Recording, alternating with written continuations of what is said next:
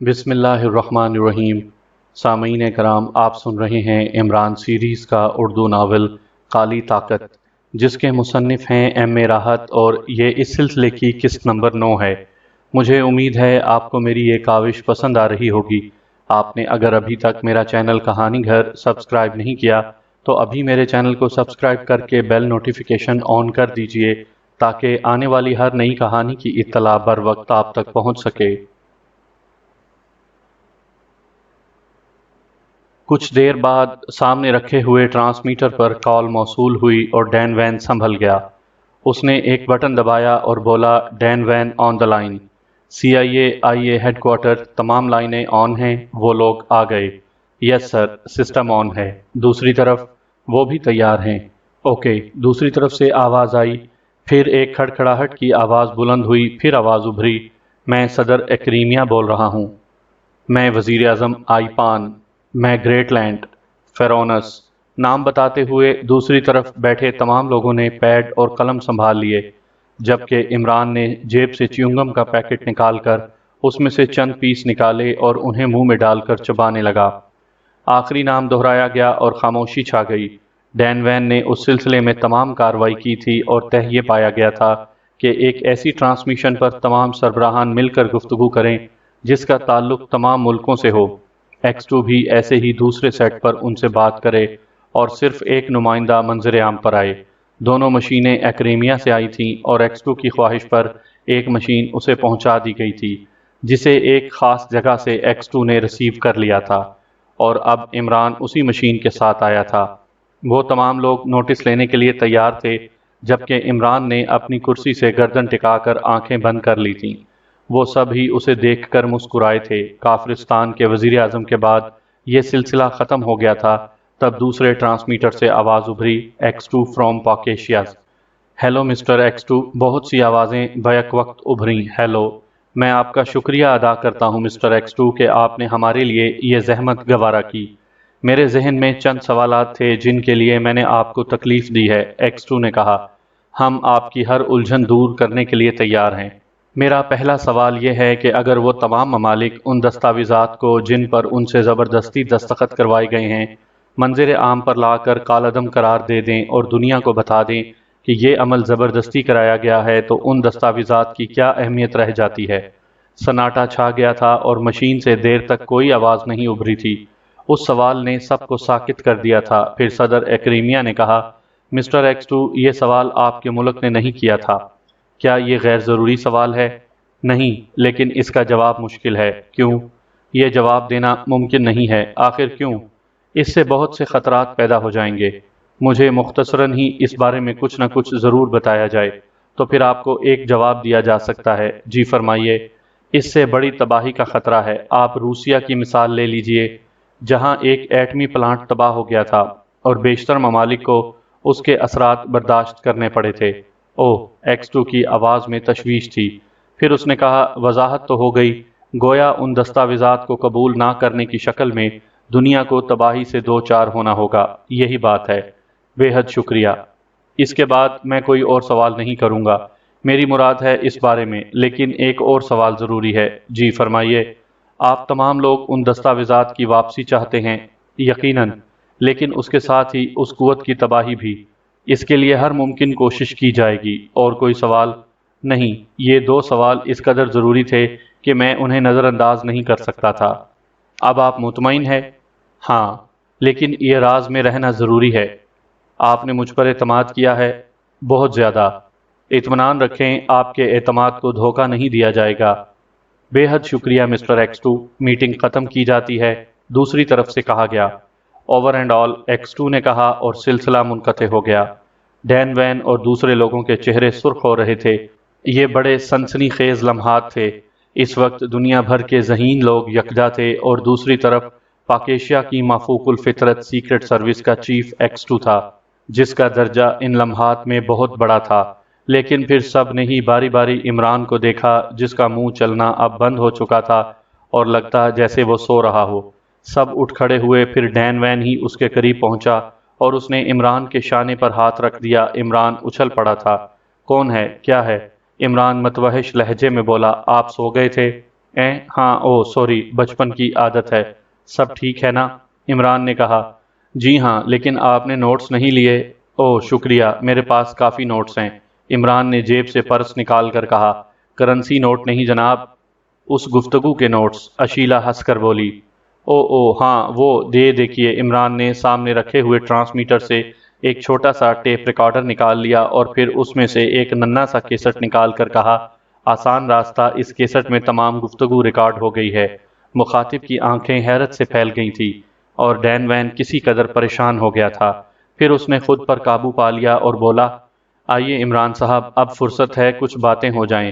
جی ہاں ضرور، عمران نے خوش اخلاقی سے کہا، اور سب وہاں سے اٹھ کر دوسرے کمرے میں آ گئے۔ یہاں عمدہ نشستیں لگی ہوئی تھیں، اس کے ساتھ ریفریشمنٹ کا انتظام بھی تھا۔ تشریف رکھیے، ڈین وین بولا۔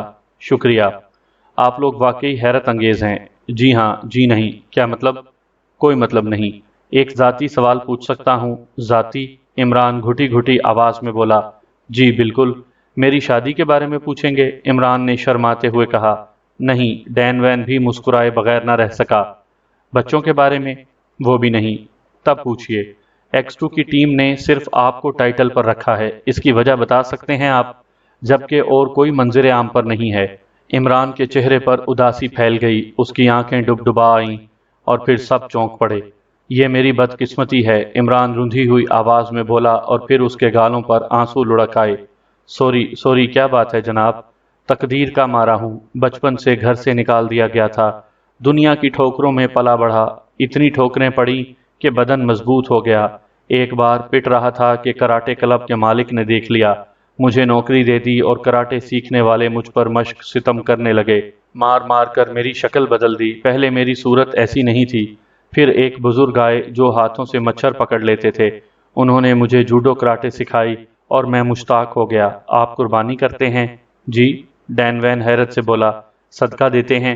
سوری، صدقہ کیا ہوتا ہے؟ اس میں ایک بکرا ہوتا ہے۔ بکرا؟ ہاں، اسے قربانی کا بکرا کہتے ہیں۔ بس میں ویسا ہوں۔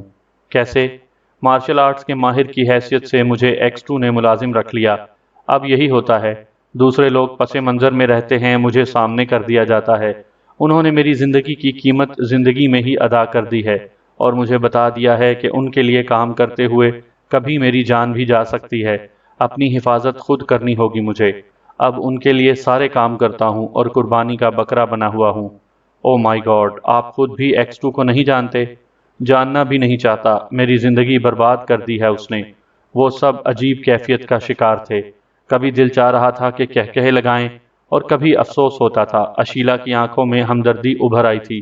آپ رو رہے ہیں جناب؟ آپ ہنسیے، دنیا مجھ پر ہنستی آئی ہے۔ میں ہنس تو نہیں رہی، بہا بھی لے میری قسمت پہ آج 2 آنسو، عمران ٹھنڈی سانس لے کر بولا، پھر اس کا ترجمہ انگریزی میں کرنے لگا۔ پھر بولا، اگر کوئی ایک آنکھ سے محروم ہو تو وہ 2 آنسو کیسے بہا سکتا ہے؟ یا اگر ہر شخص کی 3 آنکھیں ہوتی تو اس شعر کا کیا بنتا؟ پتہ نہیں، پلیز آپ کافی لیجئے۔ اوکے اشیلا، میں چلتا ہوں، تم باقی میٹنگ سنبھالو، ڈین وین نے کہا۔ اس کے بعد وہ وہاں سے چلا گیا۔ ایک ایک کر کے باقی لوگ بھی چلے گئے تھے۔ اشیلا کو موقع مل گیا، اس نے اپنے ہاتھ سے عمران کے لیے کافی بنائی۔ لیجئے پلیز، میں آپ کے لیے بے حد افسردہ ہوں، اللہ آپ کا بھلا کرے، عمران نے کافی کی پیالی لیتے ہوئے کہا، اور پھر وہ سڑپ سڑپ کر کے کافی پینے لگا۔ اشیلا اس کی خاطر کرتی رہی، پھر بولی، اب آپ کیسٹ کسے دیں گے؟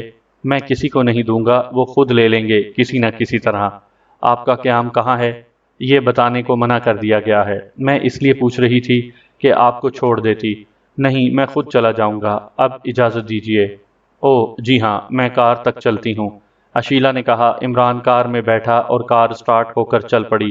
اشیلا اسے اس وقت تک دیکھتی رہی جب تک کار نظر آتی رہی۔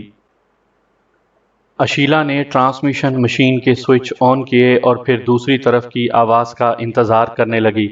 کچھ لمحات گزرنے کے بعد دوسری طرف سے آواز آئی، yes CDA please, miss Ashila on line, sir report دینا چاہتی ہوں۔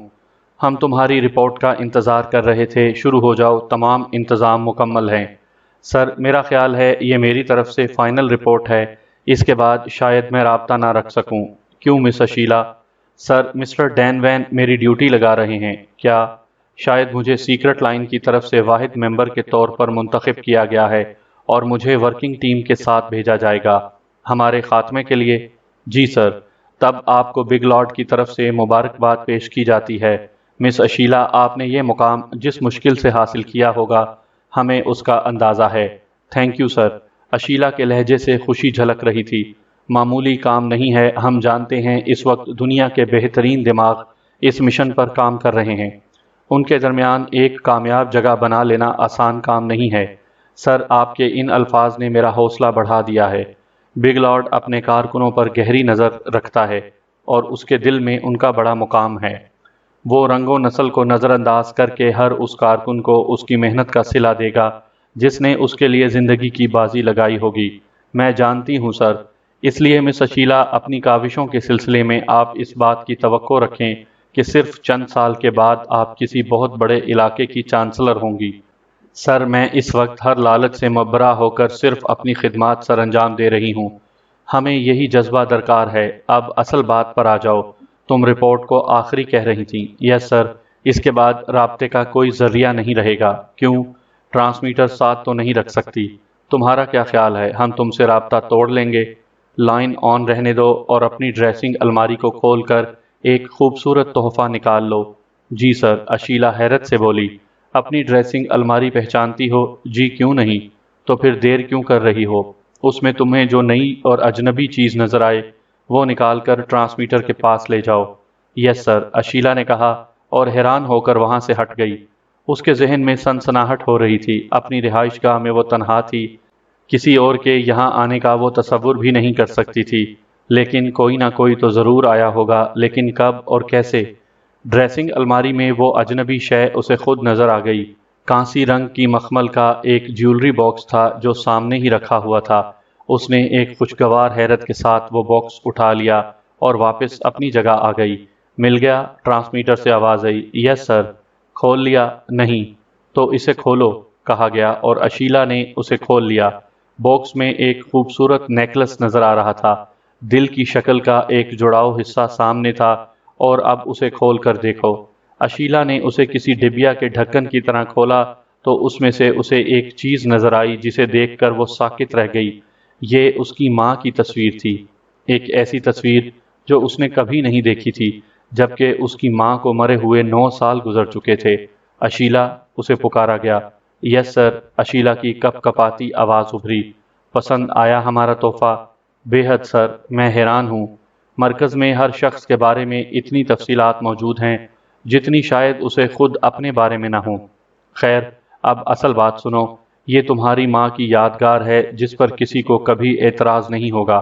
اب ایسا کرو، اسے اس طرح کھلا رہنے دو اور یہ ٹرانسمیٹر بند کر دو۔ یس سر۔ اشیلا نے ہدایت کے مطابق ٹرانسمیٹر بند کر دیا اور اسے آواز سنائی دی۔ اب یہ بتاؤ، میری آواز میں کوئی فرق محسوس ہو رہا ہے؟ اشیلا اچھل پڑی۔ اب اسے یہ آواز اس نیکلس سے سنائی دی تھی۔ او مائی گاڈ، اشیلا کی آواز نکلی۔ ہم اپنے اہم ساتھیوں سے رابطے کیسے توڑ سکتے ہیں اشیلا؟ اب اسے بند کر دو۔ اور اشیلا نے نیکلس کا ڈھکن بند کر دیا۔ پھر اس نے دوبارہ ٹرانسمیٹر کے بٹن آن کر دیے۔ ہاں اشیلا، تمہیں اطمینان ہوا؟ بے حد سر۔ چلو اب اپنی رپورٹ دو۔ اپنی مہم پر روانہ ہوتے ہوئے یہ نیکلس اپنے گلے میں رکھنا اور ہمیں رپورٹ دیتی رہنا۔ یس سر، اشیلا نے کہا، پھر بولی، سیکرٹ لائن کے برانچ ونگ میں پاک ایشیا سیکرٹ سروس کے سربراہ ایکس 2 کی آمد کا انتظار کیا جا رہا تھا۔ ایکس 2 کو رابطے کے لیے ایک ٹرانسمیٹر فراہم کیا گیا تھا۔ عین وقت پر اطلاع ملی کہ ایکس 2 اپنا نمائندہ بھیج رہا ہے جو ہاٹ لائن پر ہونے والی میٹنگ اٹینڈ کرے گا۔ نمائندہ آ گیا اور ایکس 2 نے اس مشین پر گفتگو کی، اور اس گفتگو کی تفصیل یہ ہے۔ اشیلا نے وہ ساری گفتگو بتائی جو اس میٹنگ میں ہوئی تھی۔ گڈ، گویا ایکس 2 نے ہماری تباہی کا ٹھیکہ لے لیا۔ شاید گڈ نیوز۔ ہم سمجھ رہے تھے کہ شاید 1,00,000 2 لاکھ انسانوں پر مشتمل ایک فوج تیار کی جائے گی جو ہماری تباہی کے لیے پاک ایشیا سیکرٹ سروس کے تحت کام کرے گی، لیکن قدرت ہمارے مشن کا ساتھ دے رہی ہے اور یہ سب ایک احمقانہ اقدام کر رہے ہیں۔ یس سر۔ خیر، آگے بڑھو۔ سر، میں نے آپ کو اس شخص کے بارے میں بتایا تھا جس نے ہمارے ساتھیوں کو مار ڈالا تھا، علی عمران۔ یس سر، وہی ایکس 2 کے نمائندے کی حیثیت سے آیا تھا اور پوری کانفرنس کے دوران سوتا رہا تھا۔ او گڈ، لیکن سر، یہ ایکس 2 بے حد چالاک آدمی معلوم ہوتا ہے۔ بعد میں میری اس نمائندے سے بات چیت ہوئی تھی۔ کیا؟ X2 نے سیکرٹ سروس کے کسی اصل نمائندے کو سیکرٹ لائن تک کے سامنے نہیں پیش کیا، بلکہ ایک غیر متعلق شخص کو اپنے ساتھ شامل کر کے اسے آگے بڑھا دیا ہے۔ یہ شخص مارشل آرٹس کے کسی ادارے سے تعلق رکھتا ہے اور صرف لڑائی بھڑائی کا ماہر ہے۔ باقی وہ مجھے پیدل معلوم ہوتا ہے، لیکن پیش وہی ہے اور مستقبل میں بھی وہ اسے ہی سامنے رکھیں گے۔ باقی کسی کی ہوا بھی نہیں لگنے دی ہے انہوں نے۔ اس انکشاف پر دوسری طرف سناٹا چھا گیا تھا اور دیر تک کوئی آواز سنائی نہیں دی تھی۔ ہیلو، اشیلا نے کہا۔ ہاں اشیلا، یہ ایک انوکھا انداز ہے اور بلا شبہ بے حد تشویشناک ہے، لیکن کیا تمہیں یقین ہے کہ وہ شخص اس سے زیادہ نہیں ہے؟ ایسا ہی لگتا ہے سر، لیکن میری اس سے طویل ملاقات نہیں رہی ہے، اشیلا نے جواب دیا۔ ممکن ہے گہرائی میں کچھ اور ہو۔ ممکن ہے سر۔ کیا سیکرٹ لائن کے لوگ بھی X2 کو نہیں جانتے؟ نہیں سر۔ پورے وثوق سے کہہ رہی ہو؟ یس سر، یہ تو میں پورے وثوق سے کہہ رہی ہوں۔ کوئی حرج نہیں ہے اشیلا، یہی ہمارے لیے کارآمد شخص ہوگا۔ ہم بھی اپنی ذہنی قوتوں کو استعمال کریں گے، لیکن مسٹر ڈین وین تمہیں کس کے ساتھ رکھنا چاہتے ہیں؟ علی عمران کے ساتھ سر۔ اوہ ویری گڈ۔ تب اشیلا تمہیں ہدایت کی جاتی ہے کہ علی عمران کو پوری طرح اپنے جال میں جکڑو، اسے اپنے حسن کے جال میں پھنسا کر بے بس کر دو، اس طرح کہ اسے تمہارے سوا اور کوئی یاد نہ رہے۔ اشیلا کا چہرہ وفود مسرت سے سرخ ہو گیا، لیکن اس نے آواز کو نارمل رکھتے ہوئے کہا، سر یہ اگر آپ کا حکم ہے تو میں حاضر ہوں۔ یہ ضروری ہے اشیلا۔ ارے ہاں، اس کے ساتھ ایک سیکرٹری بھی تو تھی، اس کے بارے میں کچھ پتہ نہیں چل سکا سر۔ میرے خیال میں وہ اس کی سیکرٹری نہیں تھی، بلکہ اس کی کارکردگی کی نگران تھی۔ ہاں ایسا ہو سکتا ہے۔ بہرحال اشیلا تم ذہنی طور پر تیار ہو جاؤ، ہم اپنا کام کر رہے ہیں۔ Okay sir. اب تمہیں یہ مشکل بھی نہیں پیش آئے گی کہ ہم سے رابطہ نہ ہو سکے۔ باقی جو صورتحال ہو اسے باخبر رکھنا، اور کوئی خاص بات نہیں سر۔ شکریہ۔ اس کے بعد سلسلہ منقطع ہو گیا۔ سیکرٹ سروس کی پوری ٹیم واگو سٹی پہنچ گئی۔ انہیں پوری طرح بریف کر دیا گیا تھا۔ واگو سٹی ایک حسین سبزہ زار تھا، خوبصورت لیکن چھوٹے چھوٹے مکانات پر مشتمل، بڑی ترتیب سے بسا ہوا شہر تھا۔ حالانکہ آبادی بہت بڑی تھی، لیکن پورے شہر میں صرف ایک بازار تھا جو بے حد طویل تھا۔ اس میں دنیا کی ہر شے موجود تھی۔ سرکاری دفاتر اس سے بہت فاصلے پر لیکن ایک ہی علاقے میں تھے۔ سول سیکٹر الگ تھا، باقی ہر طرف آبادی اور چھوٹے چھوٹے پارک بکھرے ہوئے تھے۔ ہوٹلز ایریا بالکل الگ تھے۔ اینی ٹرن کا علاقہ ایک طرح کی کیمپنگ تھی، جہاں کا نظام واگو سٹی سے بالکل الگ تھلگ تھا۔ یہاں بوٹسو بنے ہوئے تھے جو سیاحوں کے لیے تھے، ان کے لیے الگ بازار تھے، اسے شہر سے بالکل الگ تھلگ کر دیا گیا تھا۔ چاروں طرف چھوٹے چھوٹے کیبن بنے ہوئے تھے، جن سے ضرورت کی ہر شے کے ٹوکن دستیاب ہو جاتے تھے۔ سیکرٹ سروس کی ٹیم یہاں پہنچ گئی۔ یہاں بھی سیاہ فاموں کا راج تھا۔ ایک کیبن پر معلومات حاصل کی گئی اور پھر کرنسی کے عوض ٹوکن دے کر کہا گیا، کیبن نمبر 8 پر چلے جاؤ، تمہیں بوٹسو مل جائیں گے۔ یہ ذمہ داری صفدر نے قبول کی اور پھر انہیں بوٹسو کی پوری قطار مل گئی۔ یہ رہنے کی جگہ ہے، جولیا ناک سکوڑ کر بولی۔ ہماری مستقل رہائش گاہ نہیں ہے مس جولیا۔ کتنے عمدہ ہوٹل نظر آئے تھے۔ ایک بات آپ نے محسوس کی؟ صفدر نے کہا۔ کیا؟ پورے شہر میں ایک بھی سفید فام عام انداز میں گھومتا پھرتا نہیں نظر آیا تھا۔ کیا مطلب؟ جولیا حیرت سے بولی۔ میں نے نوٹ کیا تھا، صفدر بولا۔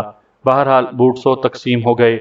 صفدر نے ترتیب کا خاص خیال رکھا تھا اور جولیا کو اپنے قریب رکھا تھا۔ یہاں کا نظام کچھ عجیب نہیں ہے صفدر؟ جولیا نے کہا۔ ہاں، ویسے ہمارے علاوہ بھی یہاں سیاحوں کی اچھی خاصی ٹولیاں نظر آ رہی ہیں۔ زیادہ تر بوٹسو بھرے ہوئے ہیں، اس کا مطلب ہے کہ صحرائے اعظم کے لیے کافی سفر ہوتا ہے۔ ہاں، صفدر گہری سانس لے کر بولا، پھر مسکرانے لگا۔ کیوں، کیا سوچ رہے ہو؟ انسان پر غور کر رہا ہوں، کیسی عجیب مخلوق ہے۔ یہ عام لوگ نہیں ہیں جولیا۔ جو لوگ اس طرح کی مہمات پر نکلتے ہیں وہ ان کے لیے مالی ذرائع بھی رکھتے ہوں گے، لیکن یہ عیش و آرام چھوڑ کر مزید دولت کی تلاش میں نکلتے ہیں اور عموماً اپنی زندگیاں کھو بیٹھتے ہیں۔ یہ کیا شوق ہے جولیا؟ یہ اس دولت پر قناعت کیوں نہیں کرتے؟ مجھے تمہاری بات سے اختلاف ہے۔ کیوں؟ شوق بھی تو ایک چیز ہوتی ہے، زندگی گنوانے کا شوق۔ بالکل، زندگی میں ایڈونچر کا بڑا دخل ہے اور اس کے مختلف طریقے ہوتے ہیں۔ یہ سب تو پھر بھی بہت آسان ہے۔ تم ان لوگوں کے بارے میں کیا کہو گے جو ایسے کام کرتے ہیں جن میں زندگی کا چانس بہت کم اور موت کا بہت زیادہ ہوتا ہے، جیسے کوہ پیما، دوسرے ریکارڈ قائم کرنے والے، ان کے بارے میں تمہارا کیا خیال ہے؟ ہاں، انسان ایک عجیب مخلوق ہے، بے حد عجیب۔ ایڈونچر کے مختلف رواج ہیں، لوگ اپنی پسند کا انتخاب کر لیتے ہیں۔ خود اپنے بارے میں تمہاری کیا رائے ہے؟ میرے بارے میں کیا کہتے ہو؟ کیا میں دنیا کی عام عورتوں کی طرح شادی کر کے آرام کی زندگی نہیں گزار سکتی تھی؟ اس پروفیشن میں کیوں آئی ہوں، بتاؤ گی؟ صفدر بولا، ہاں کیوں نہیں، وجہ صرف اور صرف میرا مزاج ہے۔ معذرت تو کوئی بھی کی جا سکتی تھی، خوش ہو؟ نہ ہوتی تو بہت سے طریقے اختیار کر سکتی تھی، جولیا نے جواب دیا، اور صفدر گہری سوچ میں ڈوب گیا۔ سیکرٹ سروس کی ٹیم کے دوسرے ممبروں نے بھی اپنے مشاغل دریافت کر لیے تھے۔ اب انہیں X2 کے دوسرے حکم کا انتظار تھا۔ اس سے پہلے فراغت تھی۔ شام کو دو بوڑھے آدمی جو ان کے سامنے والے بورڈسوں میں مقیم تھے، ٹہلتے ہوئے ان کے پاس آ گئے۔ ہیلو، انہوں نے صفدر اور جولیا سے کہا۔ ہیلو، صفدر خوش اخلاقی سے بولا۔ میاں بیوی ہو؟ ان میں سے ایک نے پوچھا۔ نہیں۔ آپس میں کون ہو؟ کوئی خاص بات ہے؟ صفدر نے دلچسپی سے پوچھا۔ ہاں، بتا دیجئے۔ پہلے تم بتاؤ، بوڑھے نے عجیب سے انداز میں کہا۔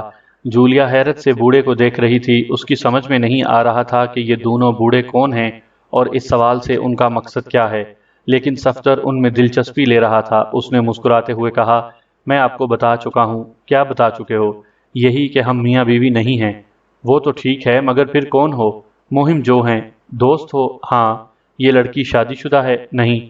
تو پھر ہم تمہیں ایک بات سے آگاہ کرنا ضروری سمجھتے ہیں، اگر اس کی حفاظت کا تم نے معقول بندوبست نہ کیا تو نقصان اٹھاؤ گے۔ وہ کیوں؟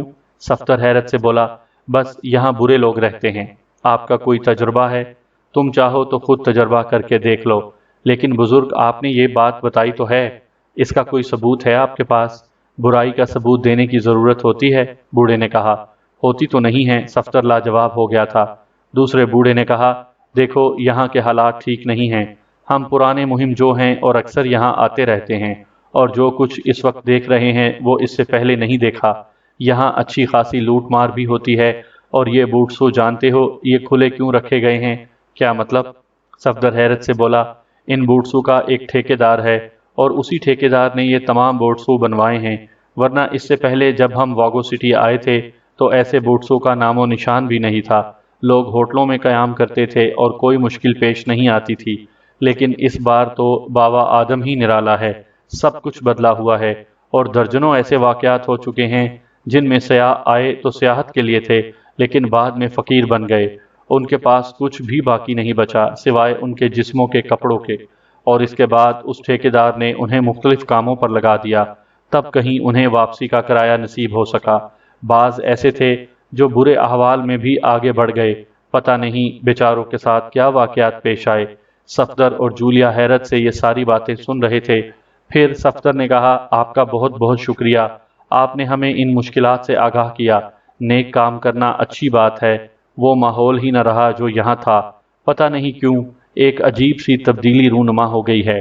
آپ نے کسی ٹھیکیدار کا تذکرہ کیا تھا، اب جو تذکرہ تم سے کر چکے ہیں، اس سے زیادہ تذکرہ کرنا نہ ہمارا کام ہے نہ ہم کرنا چاہتے ہیں۔ تمہیں سمجھا دیا ہے، سمجھو نہ سمجھو تمہاری مرضی۔ دونوں بوڑھے وہاں سے واپس چلے گئے، کچھ سنکی سے بوڑھے تھے، لیکن صفدر اور جولیا نے بڑی سنجیدگی سے ان کی وارننگ پر غور کیا تھا۔ جولیا کہنے لگی، صفدر، کیا واقعی ایسا ہو سکتا ہے؟ صفدر ہنس پڑا اور جولیا چونک کر اسے دیکھنے لگی، پھر بولی، کیوں، اس میں ہنسنے کی کیا بات ہے؟ ہم ان لوٹ مار کرنے والوں سے خوفزدہ ہو رہے ہیں جن کا خدشہ ان بوڑھوں نے ظاہر کیا ہے، لیکن ہم کیا یہاں کسی خیر سگالی کے مشن پر آئے ہیں؟ نہیں صفدر، پھر بھی تھوڑا بہت خیال تو رکھنا پڑتا ہے۔ خیال رکھنا ایک الگ بات ہے جولیا، خوف زدہ ہونا دوسری بات ہے۔ کیا کیا جائے، ہیں تو انسان ہی، جولیا نے کہا، اور خود بھی ہنس پڑی۔ بہرحال جولیا کو صفدر نے اطمینان تو دلا دیا تھا، لیکن اب اسے تشویش ہو گئی تھی۔ واقعی یہ سوچنے کی بات تھی کہ یہ شہر اتنا بدلا بدلا کیوں نظر آ رہا تھا، حالانکہ صفدر نے کبھی خوابوں میں بھی واگو سٹی نہیں دیکھا تھا۔ ان کا یہاں آنے کا بالکل پہلا موقع تھا۔ ویسے یہ بات نہیں تھی کہ افریقہ کے دوسرے خطوں میں وہ کبھی نہ آئے ہوں، لیکن وہ یہاں پہلی بار آئے تھے۔ واگو سٹی کا ماحول البتہ کچھ عجیب سا دیکھا گیا تھا، شہر میں کچھ ویرانی ویرانی سی تھی، نہ جانے کیوں، اور پھر یہ ٹھیکیدار۔ بہرحال صفدر نے دوسروں کو بھی ہوشیار کر دینا ضروری سمجھا۔ جولیا کو اس کے بوٹسوں میں چھوڑ کر وہ تنویر، خاور، چوہان، صدیقی وغیرہ کی جانب چل پڑا۔ وہ سب بھی اپنے اپنے بوٹسوں میں موجود تھے۔ صفدر نے ان سب کو ایک جگہ طلب کر لیا اور وہ یہ سمجھ کر جمع ہو گئے کہ شاید ایکسو کی جانب سے کوئی اشارہ ملا ہے۔ تب صفدر نے تمام صورتحال سے آگاہ کیا اور سب بغور سننے لگے۔ پھر تنویر نے کہا، ہمارے پاس رکھا کیا ہے؟ چند فضول سے کپڑوں کے علاوہ کہ ہمیں ان کے لٹ جانے کا خطرہ ہو۔ لیکن پھر بھی تنویر، ہمیں ہوشیار تو رہنا ہی ہوگا۔ تنویر بے اختیار مسکرا پڑا تھا۔ پھر اس نے کہا، خطرہ صرف جولیا کو ہے، وہ بھی اس لیے کہ وہ شادی شدہ نہیں ہے۔ جولیا اس بارے میں کیا کہتی ہے؟ کون کیا کہتا ہے، تمہیں اس سے غرض نہیں ہونی چاہیے۔ میری درخواست ہے تنویر کے فضا خراب کرنے کی کوشش مت کرو۔ تمہارے سپرد بڑی ذمہ داری کی گئی ہے، اسے پورا کرو۔ صفدر کو تنویر کی بات پر غصہ آ گیا تھا، لیکن اس نے اپنے غصے کو کنٹرول کر لیا تھا۔ ہمیں کیا کرنا ہے مسٹر صفدر؟ صدیقی نے پوچھا۔ بس چوکنا رہنا ہے، ہر لمحے یہ خیال رکھنا ہے کہ ہمارے اطراف کون کون ہیں اور کوئی ہم پر خاص طور سے نگاہ تو نہیں رکھ رہا۔ ٹھیک ہے، آپ مطمئن رہیں، ایسا ہی ہوگا، صدیقی نے جواب دیا۔ صفدر اس خیال سے وہاں سے نکل گیا کہ کہیں تنویر کچھ اور نہ بولے اور اس کا غصہ کوئی خطرناک شکل اختیار کر جائے۔ بہرحال وقت گزرتا رہا اور پھر 7-8 افراد پر مشتمل ایک ٹیم بوٹسوں پر پہنچ گئی۔ انہیں باہر آنے کے لیے کہا گیا تھا۔ سب کے سب باہر نکل آئے۔ آنے والوں میں ایک خطرناک سی صورت کا تنومند آدمی بھی تھا جس کی آنکھیں بڑی خوفناک تھیں۔ اس نے خصوصاً جولیا کو گہری نگاہوں سے دیکھا تھا۔ دوسرا ایک آدمی جس کے ہاتھ میں ایک رجسٹر اور قلم تھا آگے بڑھا اور اس نے سخت لہجے میں کہا، اپنے نام رجسٹر کراؤ۔ صفدر نے آگے بڑھ کر کہا، آپ کون ہیں جناب، اور یہ رجسٹریشن کس سلسلے میں ہے؟ یہ مسٹر واٹن ہارٹ ہیں، یہاں کے ٹھیکیدار جہاں آپ لوگوں نے قیام کیا ہے۔ ہم لوگ یہاں آنے والوں کو رجسٹر کرتے ہیں۔ ایک نے کہا، سرکاری طور پر؟ سرکاری۔ سرکار کو ان باتوں سے کوئی دلچسپی نہیں ہے، اسے زر مبادلہ ملنا چاہیے، عہدیداروں کی جیبیں بھرنی چاہیے۔ کون کیا ہے، اسے ان سے کوئی غرض نہیں ہوتی، لیکن بہت تھوڑا سا وقت رہ گیا ہے جب اس قسم کی حکومتیں اتنے گہرے گڑھوں میں جا پڑیں گی کہ کوئی ان کا آخری دیدار بھی نہیں کر سکے گا۔ افریقہ ہمارا ہے، ہم اس کے نگران اور محافظ ہیں۔ ہم یہ جاننا چاہتے ہیں کہ کون کس ارادے سے ہماری سرزمین میں داخل ہوا ہے۔ تم لوگ ہماری زمینوں کو خالی کر رہے ہو، اپنے وسائل سے کام لے کر تم ہمارے گھروں میں داخل ہوتے ہو اور یہاں سے سب کچھ نکال کر لے جاتے ہو۔ تم نے ہمیں صدیوں سے اپنا غلام بنا رکھا ہے۔ تمہاری غلامی کرتے کرتے ہم تنگ آ چکے ہیں۔ کب تک غلامی کریں گے تمہاری؟ کتنی غلامی کریں گے؟ تم ہمارا سونا لے جاتے ہو، ہماری وہ ہر چیز لے جاتے ہو جو ہمارا مستقبل ہے۔ تم ہمیں تا قیامت پسماندہ رکھنا چاہتے ہو، صرف اس لیے کہ تمہارا چہرہ سفید ہے اور ہم پر سیاہی چھائی ہوئی ہے۔ لیکن یہ بات بھی سن لو کہ یہ سیاہی ہماری تقدیر نہیں ہے۔ ہم اپنی تقدیر بدلنے کے لیے اٹھ کھڑے ہوئے ہیں۔ تم اب ہمارے ہاں سے کچھ نہیں لے جا سکو گے۔ ہم روکیں گے تمہیں، روک لیں گے ہم تمہیں، یہ ہمارا عہد ہے۔ ایسی باتیں نہ کرو کہ ہمیں غصہ آ جائے۔ تمہاری رجسٹریشن ضروری ہے، واٹن ہارٹ تمہارے بارے میں جاننا چاہتا ہے۔ مسٹر واٹن ہارٹ، آپ یہ سوال خود کر لیں۔ تم جو سوال کر چکے ہو وہ مناسب ہے، چلو جواب دو۔ پہلے یہ بتاؤ کہ تمہارا تعلق کون سے ملک سے ہے؟ تمہیں اپنے کاغذات دکھانا ہوں گے۔ واٹن ہارٹ کی آواز میں بادلوں جیسی گڑ گڑاہٹ تھی۔ وہ کافی خطرناک آدمی معلوم ہوتا تھا۔ صفدر نے کہا، اگر آپ غیر سرکاری آدمی ہیں تو میرے خیال میں پھر تو ہمیں آپ کو کچھ نہیں بتانا چاہیے۔ اس کا نتیجہ جانتے ہو؟ واٹن ہارٹ نے اپنی خوفناک آواز میں کہا، نہیں جناب، ہم کوئی جھگڑا نہیں کرنا چاہتے، ہم تو پرامن سیاہ ہیں۔ صحرائے اعظم سے نہ تو ہم سونا لوٹنے آئے ہیں اور نہ ہاتھی دانت لے جانا چاہتے ہیں، ہم تو اس سرزمین کا حسن دیکھنا چاہتے ہیں۔ صفدر نے کہا، یہ حسن تمہارا نہیں ہے، یہ ہماری ملکیت ہے، سمجھے؟ بہت عیش کر چکے تم لوگ، آنے والے وقت کا انتظار کرو جب تمہیں اپنی برائیوں پر خون کے آنسو رونا پڑیں گے، تو پھر آپ یہاں پر پابندی لگوا دیجئے۔ یہ تو آپ کی مملکت ہے، آپ جو چاہیں کر سکتے ہیں۔ دیکھو ہم کیا کر سکتے ہیں اور کیا نہیں کر سکتے، تمہیں اس سے غرض نہیں ہونی چاہیے۔ یہاں آنے والے تمام افراد کی رجسٹریشن ہوتی ہے اور اس کے بعد ہی ہم انہیں اندر جانے دیتے ہیں۔ اگر کوئی سرکاری مدد حاصل کر کے ہم سے انحراف کرتا ہے تو پھر آگے چل کر اس کے لیے مصیبتیں ہی مصیبتیں کھڑی ہو جاتی ہیں۔ واٹن ہارٹ نے کہا اور اس کی نظر جولیا پر پڑی۔ جولیا نے ایک دم محسوس کیا کہ وہ اس پر نگاہیں جمائے ہوئے ہے اور کمبخت نظریں ہٹا ہی نہیں رہا۔ جولیا نے برا سا منہ بنایا تھا اور وہ اس قسم کی لڑکیوں میں سے تو تھی نہیں کہ ایسے کسی دیکھنے والے سے مروب ہو جائے۔